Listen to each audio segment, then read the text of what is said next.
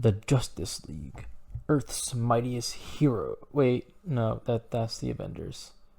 The Justice League, the first superhero team in wait, no, that's the Justice Society. They're not mutants. They're not a superhero family. What are the Justice League?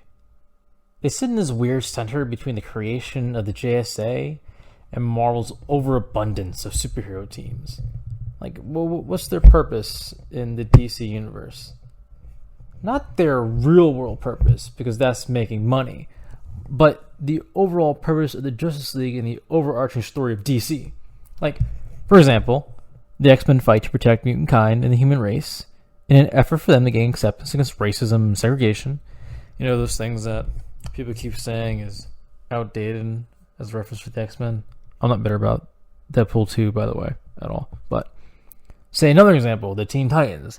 They serve as a team where teenage superheroes and sidekicks can learn to use their powers and abilities.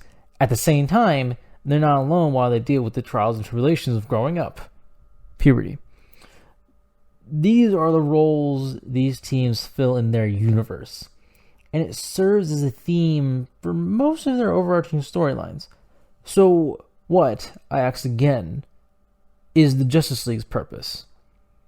They're a team of heroes with vastly different skills and personalities from multiple different walks of life. But that's never quite the point. Batman and Superman are written in that way, and this shows the difference between their skills and ideologies. But the same doesn't happen with Green Lantern and Wonder Woman, or The Flash and Aquaman. I don't think it would be of any use to talk about any of the themes from World's Finest to define the Justice League. It has to be something similar between all of them that gives them an ideology. All the Teen Titans are teenagers, or were teenagers at some point when they were on the team. All the X-Men are mutants, or at least they're mutants at some point, retcons be damned. What do all the members of the Justice League have in common? Let's keep it to like the main 7 to 9 for the sake of ease. As much as I love Black Canary and Black Lightning, throwing repeat members like them really messes with the team's ideology. So let's look to Superman, Batman, Wonder Woman, any Green Lantern really, The Flash, Cyborg, Aquaman, Martian Manhunter, and one of the Hawks. Hawkman and Hawkgirl can be interchangeable for our purposes. What do all these characters more or less have in common? It's hard to really pinpoint one thing they all have in common outside being in the DC universe. But I firmly believe there is one idea thrown at them more than anything. They're gods. For most of them, I don't have to explain how they're gods. Like, Superman has every power under the sun. Wonder Woman is a literal demigod. Green Lantern holds the most powerful weapon in the universe, and the Flash can literally outrun time. And Batman has beaten every single one of them, so yeah. He's broken his own way, and we love him for it. It must be harder to explain why Cyborg or Hawkman are gods, but let's try. Cyborg literally has the internet connected directly into his head. I'm not shitting you, Tom Taylor quite literally wrote this in Deceased. He had Cyborg be the catalyst for a cyber zombie virus that spread to everyone through the internet through Cyborg. Unless he purposely handicaps himself or leaves the planet or goes just dark, Cyborg has the culmination of all our thoughts and ideas in his brain. That's comparable to the size of a universe. His knowledge, his experience, his empathy and apathy has limitless potential hindered only by his wants and needs. Cyborg is literally a demigod holding himself back. And once he lets go, he could arguably become the most powerful of them all. Imagine one man with all the power the internet affords him when he can see and know as much as he wants, all at once, and not be overwhelmed. That isn't a man at all. Now, Aquaman can lift cars over his head, he's nearly indestructible, and his trident rivals Thor's hammer. Not better, but it's pretty close, I think. But I know what you're thinking. The guy talks to fish. First off, no, he has instant super friends, so enough of that. Second off, the man can talk to fish. Okay, that's kind of confusing. Let me explain. He can choose to talk to them or he can control them, or he can just control the water they're in. He controls over 75% of Earth's surface that way. With his mind, his powers, and his country, which by the way spans several oceans, he could wipe humanity off the face of the earth without ever leaving his chair. That may not seem like a god to you, but you would also consider Poseidon a god, and he had trouble drowning one man named Odysseus. Aquaman could drown the whole world. Others with his powers have come close and succeeded in doing so. He's a god. One with lame fashion sense, but a god who could stomp us out nonetheless. Martian Manhunter speed blissed the Flash in Deceased. He's gone toe-to-toe with Wonder Woman. He's matched the wits with Batman, and Superman calls him the strongest being on the planet. He has more powers than Superman, and they're more overpowered. That's honestly terrifying and enough to prove he's godlike, without mentioning that he can be anyone with his shape-shifting, and he can withstand almost anybody with his phase shifting. That means he can go through walls and just turn invisible and stuff like that. But besides that, plus he has all the other powers that Superman has, with a few being a little bit weaker, but still. But that's not the thing that makes him most like a god. On top of all of those powers, he's a level of telepathy that's, I hope I said that right, one that's arguably above even Professor X. This has really become a newerish thing, I think. But he's so powerful in Scott Snyder's run on Justice League that he can communicate and force information into the minds of everyone on the planet Earth at once. I don't just mean at random. It was said he could comb out the good from the bad and teach all the good mastery over the martial arts. He could essentially turn everyone into Batman. Imagine that.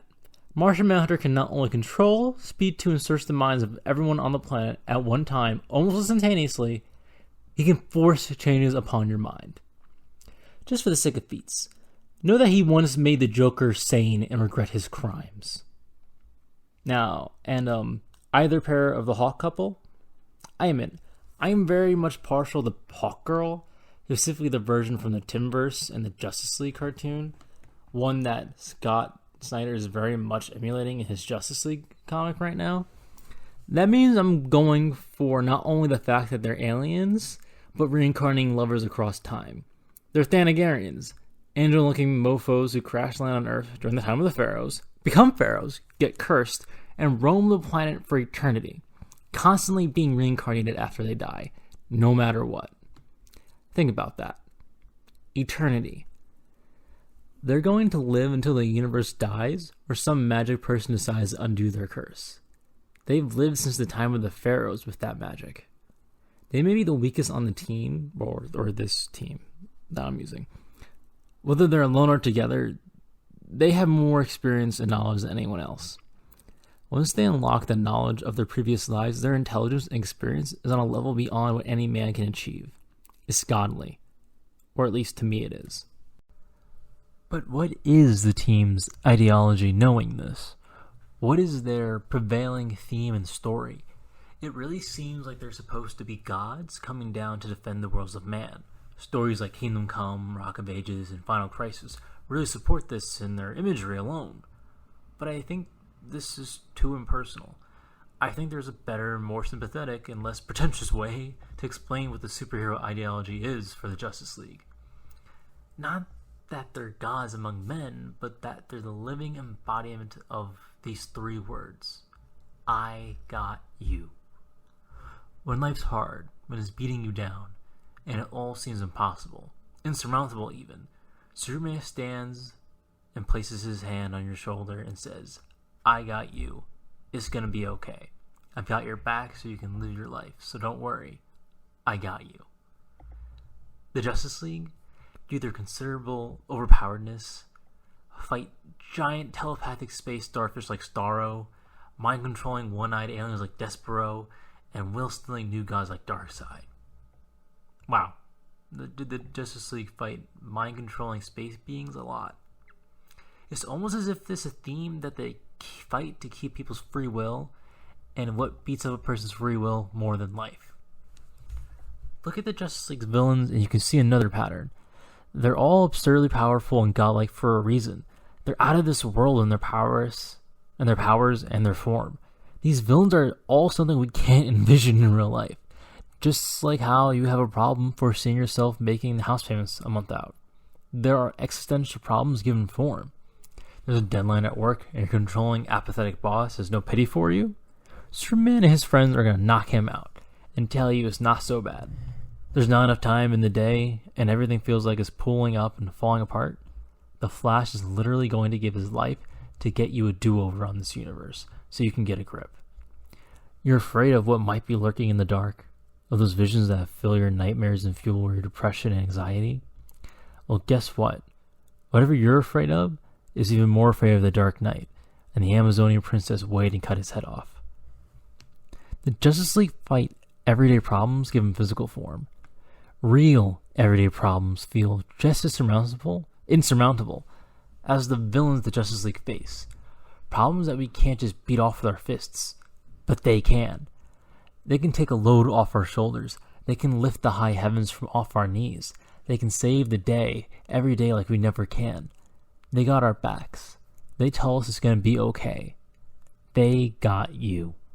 I don't like the idea of calling them gods, especially in the context of the DC universe. They're not unbeatable or infallible outside of a few choice instances. Superman has many villains strong and stronger than him, some capable of defeating him without muscle. The same can be said for the Flash, Green Lantern, or Wonder Woman. These heroes aren't gods. They're ideas who fight symbols of our everyday problems. Every time Superman punches Darkseid, he's punching apathy and entropy in the face. He's beating back the emotions and feelings that try to convince you to give up. When Batman, with nothing but his muscle and his wits, beats back crime with his fist, he's showing us that one man can truly make a difference. And when we see Wonder Woman offer her hand in peace before throwing the first punch, because there's still good in us, there's the ability to create a better world than what we want to live in. Hope, justice, and love. The symbols on their chest mean something other than that you're about to get your ass kicked. They're more than an action romp or a comic event when they come together. When the Justice League unites, they unite to have your back. There are a lot of DC superheroes and events that get a lot of flack for being pretentious. It's as if the heroes are trying to be something inspiring versus being regular people. The truth of the matter is, they live in a world where they have regular people and they don't need any more of them. They don't need to show us a new reason or issue for everyone on the same side to fight over. We need them to fight for us, to fight what plagues us every day. The Justice League isn't a story of gods among men, as some media would portray them. They're the literary embodiment of having someone's back. It's their superhero ideology. It's what makes them special. It's what makes them Earth's greatest heroes, and my favorite superhero team.